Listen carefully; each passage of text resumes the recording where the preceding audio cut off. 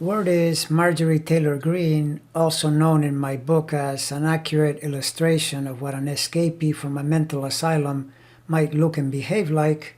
got into a catfight with Liz Cheney on the House floor after Georgia whack-job Marjorie insulted Liz by calling her a joke, whereupon Liz is said to have availed herself of the often used tactic known as "I'm rubber, you're glue," so she replied, "You are a joke," and added something about how it's not smart to talk about Jewish space lasers, which is what the Georgia dimwit thinks cause wildfires. So alright, they're in a scrap, but I'm sure what interests both these ladies and really also the rest of us is, where is this gonna go? Which of these two emerges victorious in the real scrap, which is due to happen in November of 2022?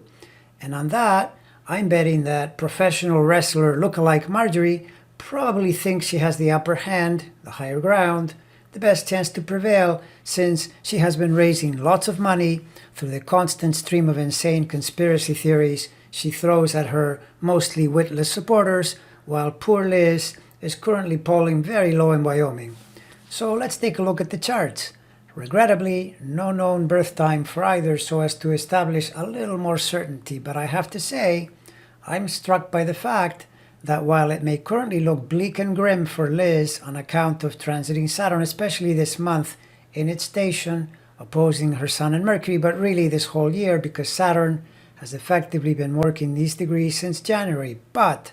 as we move into the holiday season, Saturn moves on and leaves that Mercury and Sun alone, removing the intense pressure, and then as we travel into next year, we see that as the summer of 22 approaches,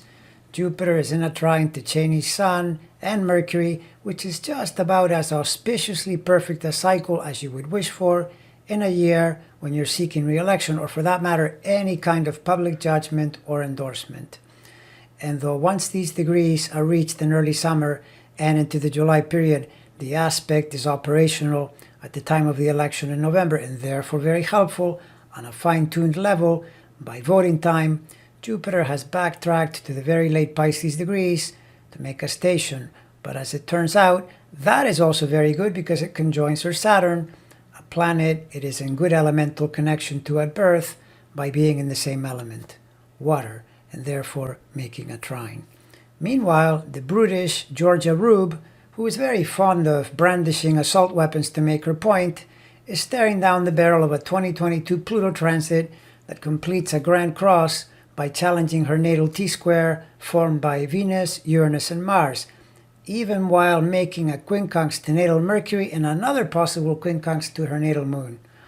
And you know this Pluto is a natally charged planet that will look to inflict damage on the unsuspecting and on the stupid, both which describe her very well, so that when it is in these kinds of cycles, it is far more likely than not to deliver crushing defeats. So, translation, in this catfight with small letters, I'll still pick Cheney as the winner, but we also could just call it a draw.